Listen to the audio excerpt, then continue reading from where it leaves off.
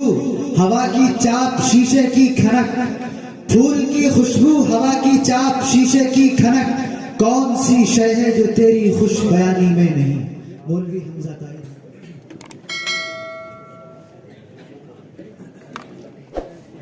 الحمدللہ رب العالمین والصلاة والسلام على سید الانبیاء والمرسلین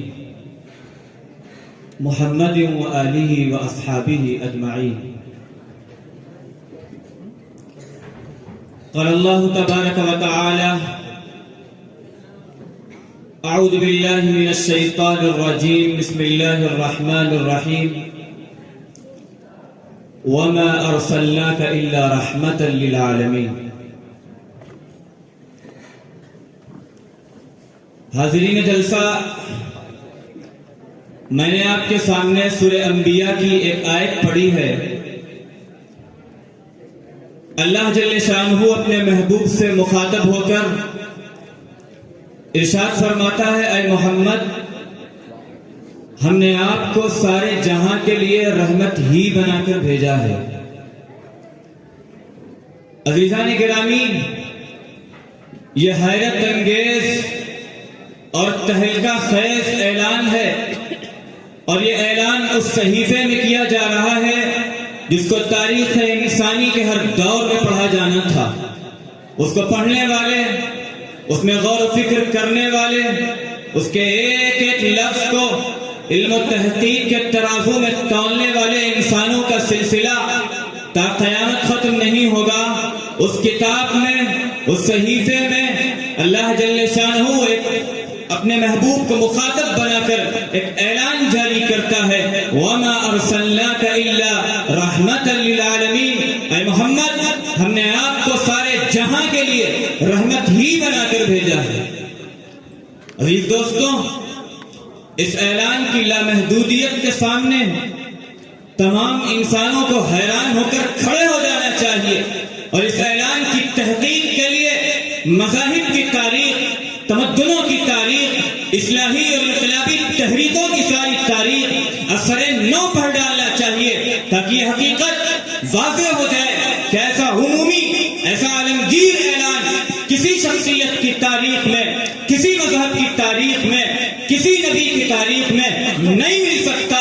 وہ ساری تاریخیں اس اعلان کی نظیر پیش کرنے سے قاصر ہیں، جس اعلان کو رب العالمین رحمت للعالمین کو مخاطب بنا کر اپنے کلام پاک میں جاری کرتا ہے، وَمَا أَرْسَلْنَاكَ إِلَّا رَحْمَةً لِلْعَالَمِينَ۔ اے محمد، ہم نے آپ کو سارے جہاں کے لیے رحمت ہی بنا کر بھیجا ہے۔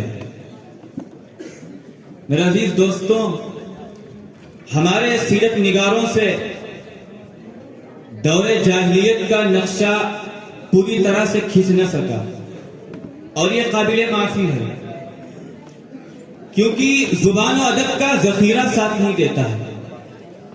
واقعہ صورتحال اتنی سنگین، اتنی دقیق، اتنی پیچیدہ تھی کہ نوکے قلم سے اس کی تصویر اور زبان و ادب کی بڑی سے بڑی قدرت اور صلاحیت کے ساتھ بھی اسے بیان نہیں کیا جا سکتا۔ تو کوئی مورخ اس دور کی ترجمانی کیسے کر سکتا ہے؟ دور جاہلیت میں بعثت محمدی کے وقت، حضور صلی اللہ علیہ وسلم کے دنیا میں تشریف لانے کے وقت ایک یا دو قوموں کے انحطاط کا مسئلہ نہیں تھا، خالی اسلام پرستی کا مسئلہ نہیں تھا، اخلاقی جرائم اور ضمائم کا مسئلہ نہیں تھا، کوئی سنگ دل معصوم بچی کو زندہ دفن کر رہا تھا، مسئلہ یہ نہیں تھا۔ مسئلہ یہ تھا کہ انسانیت کو خاک میں ملایا جا رہا تھا۔ یہ مادر کیتی اپنی پوری نسل زندہ دفن کرنا چاہتی تھی۔ انسانوں کے سامنے ایک آگ کا دریا تھا، انسان اس میں چھلانگ لگانا چاہتا تھا، اس کے پیر اٹھ چکے تھے، ایسا لگ رہا تھا کہ چند لمحوں میں اس کی اندھیریوں میں وہ غائب ہو جائے گا، کھو جائے گا۔ قرآن اس حقیقت کی تصویر کشی یوں کرتا ہے، وَكُنْتُمْ عَلَى شَفَا حُفْرَةٍ مِّنَ النَّارِ فَأَنْقَذَكُم مِّنْهَا۔ تم لوگ جہنم کے گڑھے کے کنارے کھڑے تھے، ہم نے تم کو اس سے بچا لیا۔ ایسے بھیانک ماحول میں جب انسانیت چیخ رہی تھی، انسانیت سبک رہی تھی، تو انسانیت کی لاچاری پر، مجبوری پر، مظلومی پر قدرت کا رحم آیا، اور اس نے رحمت للعالمین کو یہ کہتے ہوئے دنیا کی جانب بھیجا. وما ارسلناک الا رحمتا للعالمین. اے محمد ہم نے آپ کو سارے جہاں کے لیے رحمت ہی بنا کر بھیجا ہے. عزیز دوستوں، آپ کی بعثت کے بعد، آپ کے دنیا میں تشریف لانے کے بعد دنیا کی رت بدل گئی. انسانوں کے مزاج میں تبدیلی آ گئی. اب انسانیت کو ان کے انتصاب سے فخر تھا. اب انسان ان کے دائرے رحمت میں آ گیا تھا.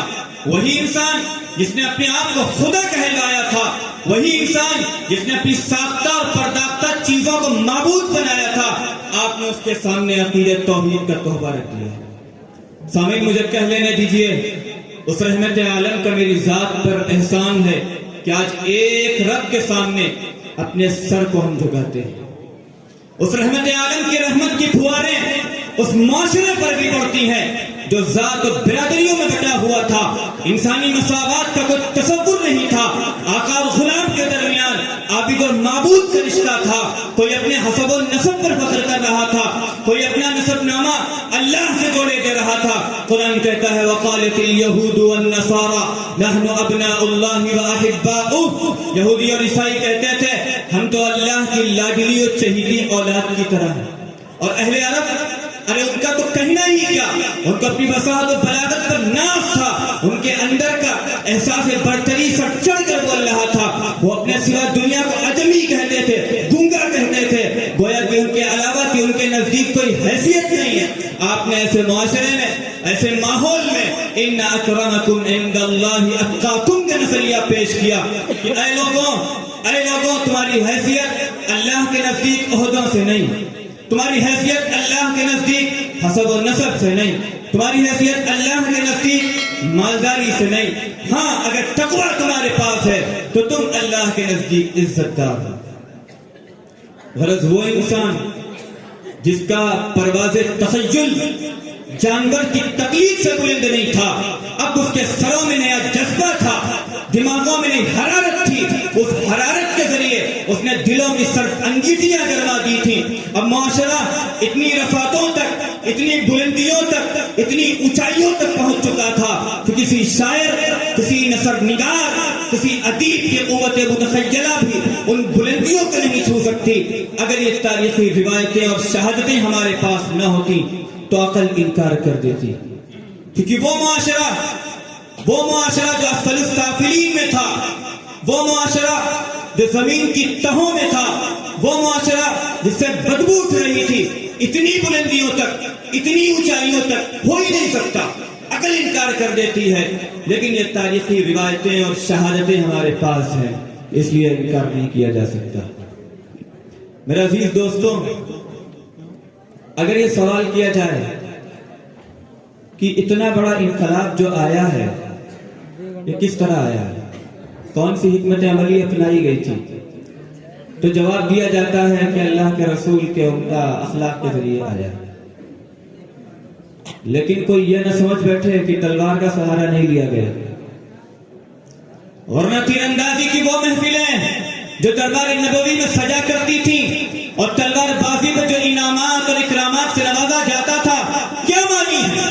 حضور صلی اللہ علیہ وسلم نے کفر سے 27 مرتبہ پنجہ آزمائی کی ہے. کیا مانی ہے؟ ابی بن خلف اور زید بن سفیان کے قتل کر دینے پر بڑی بڑی بشارتوں سے نواز دینا کیا مانی ہے؟ کہ بد اخلاقیاں کی؟ کیا اللہ کے رسول کا اسوہ نہیں ہے کہ سیرت رسول سے مٹا دیا جائے، نکال دیا جائے؟ نہیں، ہرگز نہیں. دراصل اخلاق کا مفہوم یہ ہے کہ نرمی کے وقت نرمی کی جائے اور سختی کے وقت سختی. اس لیے یہ کہنا کہ اسلام کی اشاعت میں تلوار کو کوئی دخل نہیں، تلوار کا کوئی حصہ نہیں، سیرت رسول کو مسخ کرنا ہے، سیرت رسول کو بگاڑ دینا ہے، سیرت رسول کے حصے کو چھپا دینا ہے، جس کی کسی کو کوئی حق نہیں، کسی کو کوئی حق نہیں. میرے عزیز دوستوں، لیکن ایک ضروری بات رک کر یہاں پر سمجھ لیجئے. ایک چیز ہے کلمہ لا الہ الا اللہ کا اقرار کر لینا، کسی کا مسلمان بن جانا، کسی کا اللہ کی وحدانیت پر یقین کر لینا، اور دوسری چیز ہے اسلام کی اشاعت، اسلام کو پھیلانا، اللہ کی وحدانیت کو گھر گھر تک پہنچا دینا، یہ الگ چیز ہے۔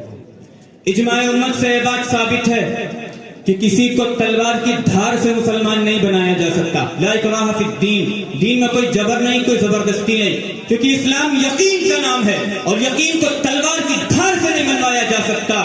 لیکن اگر اسلام کی تبلیغ میں، اسلام کی اشاعت میں باطل روڑا بنے گا، رکاوٹ بنے گا اور ہتھیار کا سہارا لینا پڑ جائے گا تو یہ بد اخلاقی نہیں، سن لیجیے، یہ اخلاق ہے۔ اس لیے یہ بہرحال اتنا بڑا انقلاب جو آیا ہے یہ اللہ کے رسول کے عمدہ اخلاق کے ذریعے آیا ہے۔ معزز سامعین، اس پرآشوب دور میں، اس بھیانک ماحول میں، ان خراب حالات میں اللہ کے رسول کا اسوہ ہم سے کچھ مطالبہ کرتا ہے۔ آپ اس کے پیغام کو سن لیجئے۔ حضور صلی اللہ علیہ وسلم کو بھی ہندوستانی معاشرے کی طرح ایسے معاشرے میں بھیجا گیا تھا جہاں ظلم کا ننگا ناچ تھا، انسانیت مر چکی تھی، اخلاقیات کا جنازہ نکل چکا تھا، لیکن اس ماحول میں اللہ کے رسول کی حکمت عملی یہ تھی کہ ہر حال میں اللہ پر بھروسہ رکھنا ہے، اور دوسری حکمت عملی یہ تھی کہ اپنی صفوں میں اتحاد بنائے رکھنا ہے، اور تیسری اور اہم حکمت عملی یہ تھی کہ اللہ کی وحدانیت کو غیروں میں ثابت کرنا ہے، غیروں میں جا کر ثابت کرنا ہے۔ لیکن افسوس المیہ یہ ہے کہ اپنوں کے درمیان چند عباداتی رنگ کے مسائل بیان کر لینے سے ہم سمجھتے ہیں کہ فریضہ تبلیغ ادا ہو گیا۔ یاد رکھیے، قرآنی اصول تبلیغ کی روشنی میں یہ تبلیغ نہیں کہی جا سکتی۔ اب اسے تبلیغ مت کہیے، یہ تذکیر ہے، اصلاح ہے۔ تبلیغ تو وہ تھی کہ مکی زندگی میں جب حالات خراب تھے، حالات ناگفتہ تھے، ان حالات میں اللہ کے رسول غیروں میں جا کر اللہ کی وحدانیت کو ثابت کر رہے تھے۔ تبلیغ یہ ہے۔ اس لیے موجودہ زمانہ ہم سے مطالبہ کرتا ہے کہ اس میں حکمت رسول ہی کارگر ہوگی، حکمت رسول ہی کامیابی کی ضامن ہے، اور حکمت رسول ہی سے حالات بہتر ہوں گے۔ اور اس موجودہ حالات میں اللہ کے رسول کا اسوہ ہم سے یہی مطالبہ کرتا ہے، کافر ہو تو شمشیر پہ کرتا ہے بھروسہ، کافر ہو تو شمشیر پہ کرتا ہے بھروسہ، مومن ہو تو بے تیر بھی لڑتا ہے سپاہی، وما علینا الا البلاغ۔